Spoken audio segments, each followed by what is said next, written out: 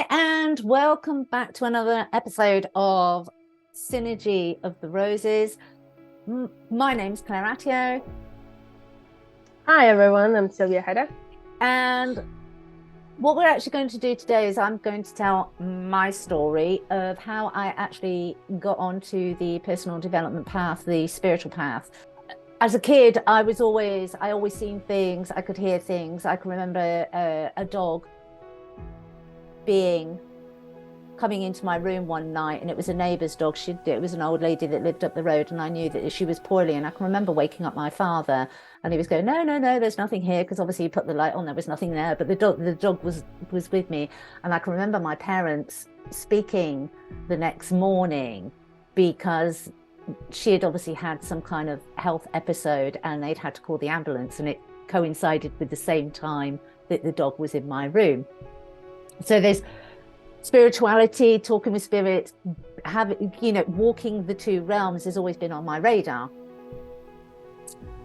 I kind of buried that because that was what we actually did in my generation. You didn't speak about these things. I wasn't surrounded with family members that discuss these things, or for it to be normal. And so it was buried. And I started my professional career as a nurse.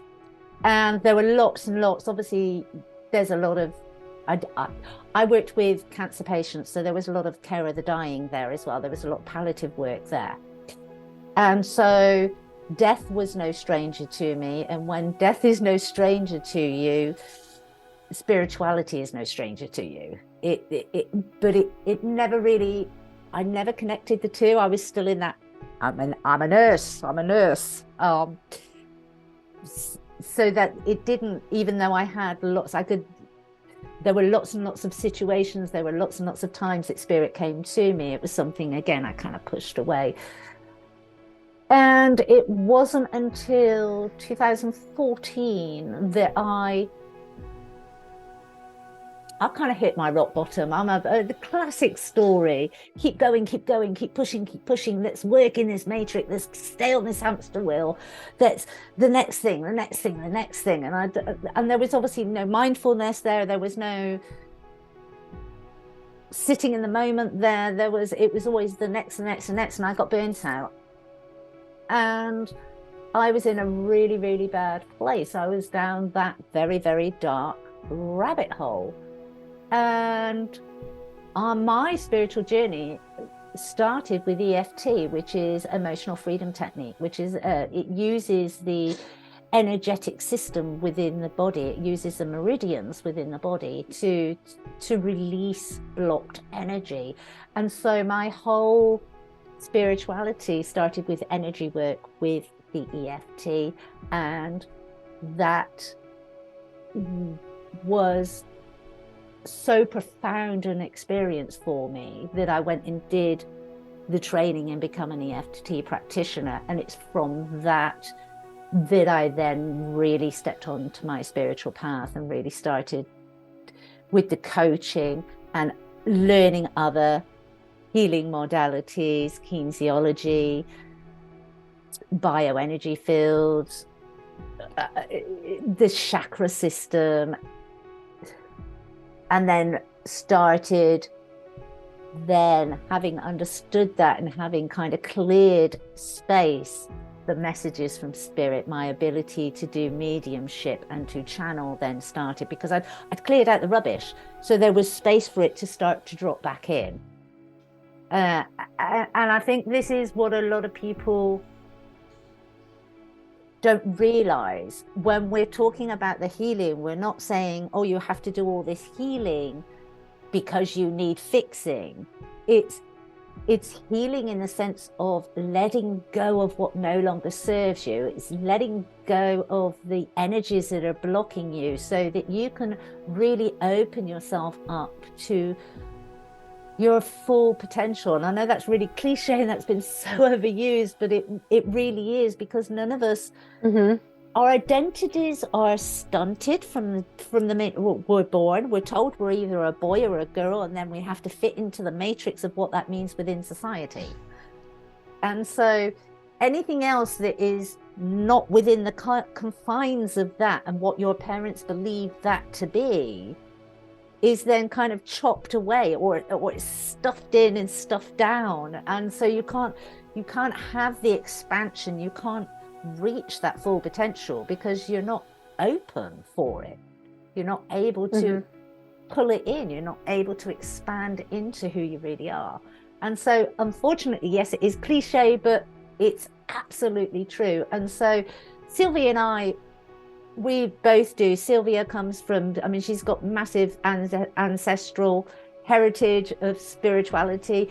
And as I've gone through my journey, I have as well. And as we go through these videos, you know, I will talk a little bit because some of my ancestral is Native American. Now, you couldn't get anybody that's more white British than me, and you kind of think, huh? How does that work?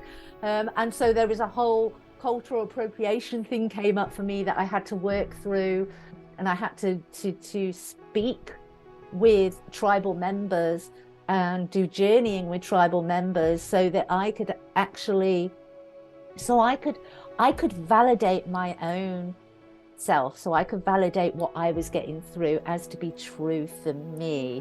And so that was another big thing. But I've also got the Celtic shamanism that comes in as well. Yeah. From England, because and going into France and down into Spain, because the whole of that kind of west coast is all Celtic lands. And so it's interesting, without even knowing it, my whole life path has been following me and taking me and bringing me back to who I am, with the places that I've lived and the things that I've done. And it's and I think that's the magical that's the magical part, because you don't even consciously know it's happening until you start awakening and you start doing your spirituality, and then you kind of go, oh right, that's why that was that and that and that, and you start joining up those dots. Amazing. Absolutely, I can totally relate to that. You're like, yeah, exactly. Yeah. But I think they want you to talk more about shamanism, because I think a lot of people are having that hard time accepting, like you said, you know, they look at you and you're like, what does it have to do with Native American? And a lot of healers are coming across this, and they can you elaborate more about that and talk more about that, because that really needs out. Yeah, well, the one thing that's coming in for me, and it was interesting actually, it wasn't, I can't take credit for actually first voicing it, but I did sit with it for a long time. And that was a Celtic shaman that I co-work with, and she struggled with the same thing. I mean, I've been really fortunate that I was able to talk to a tribal member, and so my ancestral, that part of my lineage, that was actually verified to be true. And then I was able to sit comfortably in that, okay, I'm not a fraudster here, because we live in that world, don't we, where we're always kind of making judgment calls, and we're our own worst critics. We make the most judgments on ourselves.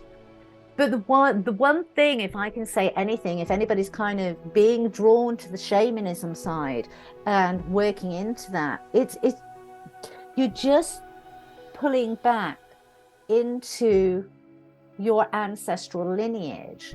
And yes, is there a lot we can learn from the Native Americans? Absolutely. Because, and this is what I was, this is what I sat with, most of England and Europe and most of the world, in fact, shamans were already killed off. They were already destroyed. The Americas weren't found until 300-400 years ago, and so shamanism lived on that continent. But in most of the rest of the world, it had already been obliterated. And so it's not about where you're born, it's about what you're connecting to, what lineages are starting to come back through for you. And I think we're really starting to get that, because the beauty with shamanism is all about balance. Every culture has different ceremonies, different beliefs. They're slightly different. They're all of the same theme normally, but there's slight differentiations and different ceremonies. And because I know Sylvia, when she talks about what she does, one of the things that she actually does with the cleansing is cleansing with an egg, and that's part of your culture and your cultural heritage. And it was interesting because I was on a retreat last year and it came up, and Turkey does it as well, but they do it slightly differently. Oh, interesting. And I think this is when you start to speak with people, and that this is why the internet's fantastic. When you start to speak to people from different cultures, you start to realize that actually we're not that different. These ceremonies, these abilities, this way of living naturally in balance, at one with each other, with ourselves, with the planet, with animals, with trees, with plants, and having that mutual respect, which is what shamanism is really. It's showing mutual respect for all sentient beings on the planet. Once we start to actually talk to the different cultures, we actually realize that we have more in common than we have different. That's true. That's very true. Yeah. And so shamanism is a massive part of my life now. I tend to walk both. There's still lots of juggling going on energetically within me, but I tend to find that now I'm walking, I have one foot in this plane and one foot on the other plane, and it's a dance. It is a beautiful, beautiful dance. So I hope that was of help for you. In our next video, Sylvia will be telling you her story. So from me, goodbye.